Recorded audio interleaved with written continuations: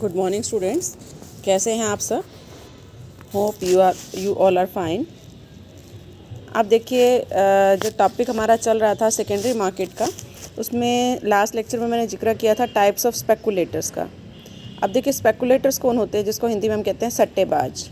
इनका जो पर्पस होता है शेयर्स को परचेज़ करने का, वो उसको लॉन्ग टर्म तक रखना नहीं होता, बल्कि इनका पर्पस क्या होता है कि अभी आपने परचेज़ किया और फिर जैसे ही जो है वो रेट बढ़ जाएंगे या कम हो जाएंगे तो एक्शन ले लेंगे, है ना। जैसे रेट बढ़ गए तो फिर ये अपने शेयर्स को बेच देंगे, रेट कम हो गए तो शेयर्स को ख़रीद लेंगे। तो इस तरह के जो पर्सन होते हैं वो कहलाते हैं स्पेकुलेटर्स। अब ये जो स्पेकुलेटर्स हैं वो डिफरेंट टाइप के हो सकते हैं। जैसे देखो, फर्स्ट वन इज़ बुल, है ना, बुल, जिसको हम तेज़ी वाला भी कहते हैं।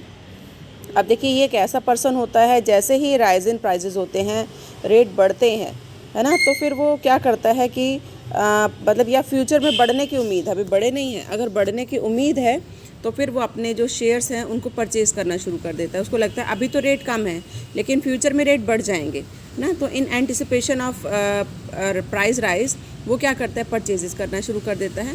और जैसे ही रेट बढ़ जाते हैं वैसे ही वो उनको सेल करना शुरू कर देता है ना। तो इस तरह के जो पर्सन हैं वो क्या कहलाते हैं, बुल। इस तरह के जो स्पेकुलेटर्स हैं, क्योंकि उनका पर्पस सिर्फ क्या होता है कि सिक्योरिटीज़ को ख़रीदना है, और जब उनको प्रॉफिट मिलने की उम्मीद होगी तो फिर वो उसको बेचना शुरू कर देंगे, है ना। तो ये बुल की तरह ही होते हैं।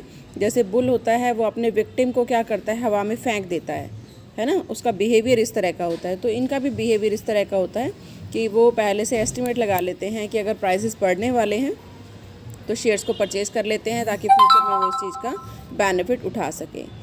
सेकंड इज़ बियर, है ना। बियर क्या होता है कि विक्टिम को नीचे ग्राउंड पर फेंक देता है, हवा में नहीं उछालता, ग्राउंड पर फेंक देता है। तो उसी तरह से यहाँ पर भी जो बियर है वो ही क्या देखता है कि अगर जो मार्केट में जो प्राइजेज़ हैं वो सपोज़ कम होने वाले हैं, प्राइजेज़ अभी ज़्यादा हैं, कम होने वाले हैं, तो वो सेलिंग स्टार्ट कर देते हैं, है ना, start selling at current prices, क्योंकि उनको लगता है कि फ्यूचर में कम हो जाएंगे।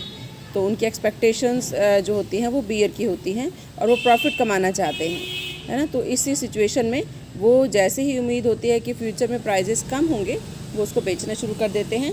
और अगर उनको लगता है कि फ्यूचर में जो प्राइजेस हैं वो बढ़ने वाले हैं, है ना, तो उनको ही हैज़ टू पे द डिफरेंस, कि उनको डिफरेंस पे करना पड़ेगा। तो इस तरह के जो स्पेकुलेटर हैं वो यही देखते रहते हैं कि प्राइजेस कब कम होने वाले हैं, है ना, ताकि उनको लॉस ना हो। तो इसको हम कहते हैं बियर। उसके बाद देखिए, नेक्स्ट होता है स्टैग, जिसको बारहसिंगा भी कहते हैं, जो डरपोक होता है, कोवर्ड नेचर का होता है ना। तो ये थोड़ा कॉन्शियसली डिसीजन लेते हैं, सेफ रहते हैं, है ना। तो ये स्टॉक एक्सचेंज में इस तरह के जो स्पेकुलेटर हैं वो बुल और bear, he does not involve himself in selling and purchasing of security in the market like bull and bear. वो बुल और बियर की तरह ना तो परचेजिंग करते हैं और ना ही सेलिंग करते हैं। वो ओनली रिलाई करते हैं कि he relies only in applying for shares and sell them at premium if he gets allotment, कि अगर उनको अलॉटमेंट मिल जाती है तो अगर रेट बढ़ेंगे तो ही वो बेचेंगे, अदरवाइज़ वो नहीं बेचेंगे, है ना। तो इस तरीके से वो लार्ज नंबर ऑफ़ शेयर्स तभी ख़रीदते हैं जब उनको उम्मीद होती है कि इसके ऊपर कुछ प्रॉफिट होगा, अदरवाइज़ वो नहीं ख़रीदते, है ना। तो वो हायर रेट पर ही बेचना चाहते हैं और कम रेट पर वो नहीं बेचते। उसके बाद देखो, सेकंड नेक्स्ट सिचुएशन आती है लेम डक की। ये सेकंड फॉर्म है बियर का। When a bear is unable or feel difficulty in fulfilling is commitment. जैसे सपोज़ बियर वाली सिचुएशन में उसने ये सोचा था कि अभी जो है वो शेयर्स को बेच दो, रेट कम होने वाले हैं, लेकिन अगर वो रेट कम ना हुए, है ना, उसने सोचा था कि रेट कम होंगे तो वो उसको रीपरचेज़ कर लेगा, लेकिन अगर वो जो रेट है वो डाउन नहीं हुए तो वो उसको परचेज़ नहीं कर पाएगा, है ना। In this situation he is not able to get the security from the market, है ना, और हो सकता है बायर रिफ्यूज़ कर दें to carry over the transaction. तो ऐसी जो सिचुएशन है वो किसकी होती है, लेम डक की। तो ये सेकेंड फॉर्म है बियर का कि when a bear is unable or feel difficulty in fulfilling his commitment, he is called struggling like a lame duck, कि वो लेम डक की तरह जो है वो स्ट्रगल कर रहा है। जैसे बियर क्या सोचता है कि अभी प्राइजेस जो है वो डाउन होने वाले हैं तो अभी तो बेच दो, फिर जब डाउन हो जाएंगे तो वो परचेज़ कर लेगा, है ना। लेकिन अगर ऐसा होता है कि डाउन होते ही नहीं है तो वो कैसे परचेज़ करेगा, फिर वो लेम डक की तरह हो जाता है ना। तो इस तरीके से लेम डक मतलब लंगड़ा बत्तख, उस तरीके से हो जाता है कि वो चल ही नहीं पाता, है ना, वो परचेज़ करना चाहता है लेकिन वो परचेज़ कर ही नहीं पा रहा।